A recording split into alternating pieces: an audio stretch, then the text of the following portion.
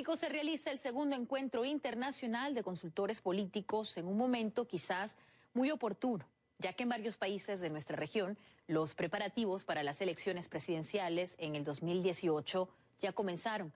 Así que para hablar del tema, esta mañana nos acompaña en vivo desde Ciudad de México Osvaldo Moreno Ramírez, analista y consultor político internacional. Osvaldo, muchas gracias por acompañarnos. Muy buenos días para ti. Buenos días, qué gusto verlos una vez más, siempre un gusto estar en CNN. Muchísimas gracias. Y tenemos que comenzar con los países que van a tener elecciones muy pronto. Colombia, México, Costa Rica, Brasil, Paraguay y Venezuela. Pero cada país que acabo de mencionar tiene una condición política diferente. Por ejemplo, Colombia, tenemos ahora al exguerrillero Timochenko como candidato a la presidencia. En México se hablan de las posibilidades de López Obrador y en Venezuela ya sabemos las denuncias de fraude en el sistema electoral. Me imagino que van a ser temas en este encuentro, ¿no? De consultores, cuéntanos.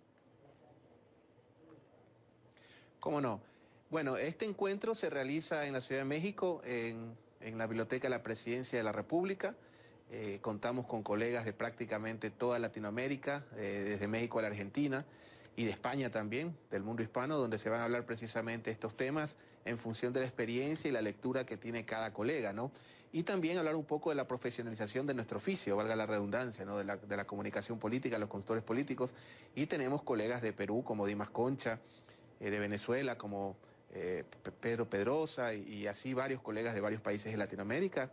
Tengo el gusto de encabezar este encuentro desde la Red Latinoamericana de Consultores Políticos y básicamente es eso, escucharnos y un poco repensar cómo está la política en Latinoamérica y precisamente ir de país en país porque considero que cada país es un universo.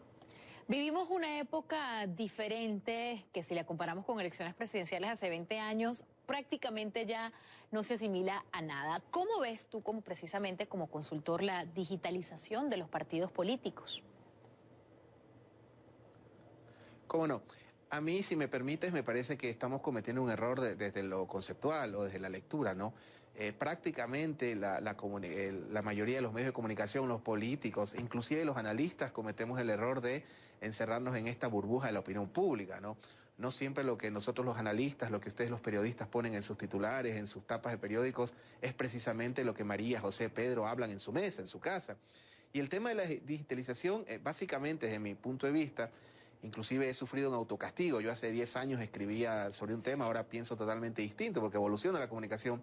Es que estamos cometiendo el error de hacer la comunicación funcional a las redes sociales cuando es al revés. Hay que hacer las redes sociales y todas estas nuevas tecnologías funcionales a la comunicación, porque básicamente es eso, es la viralización.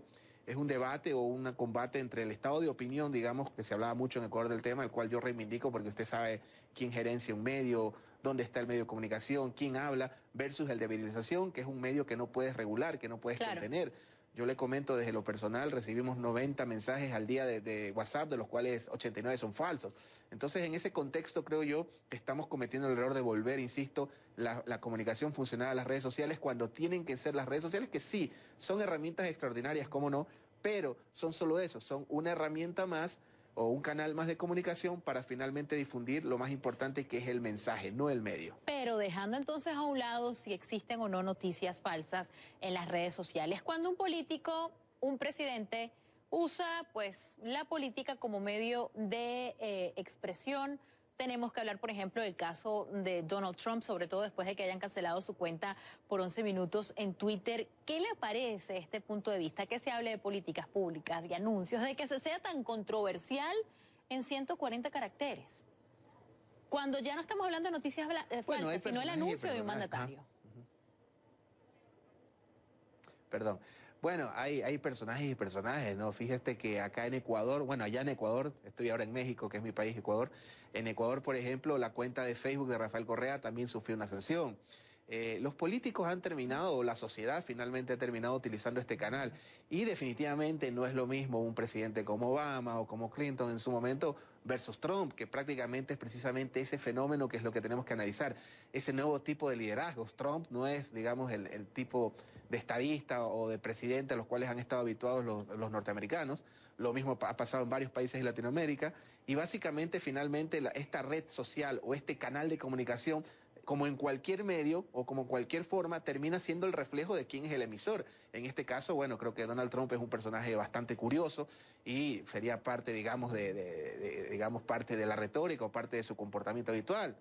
Por supuesto. Osvaldo, muchísimas gracias por acompañarnos. Creo que este tema pique y se extiende y se necesitarían más de 140 caracteres o varias redes sociales para hablar del tema. Que tengas un buen día.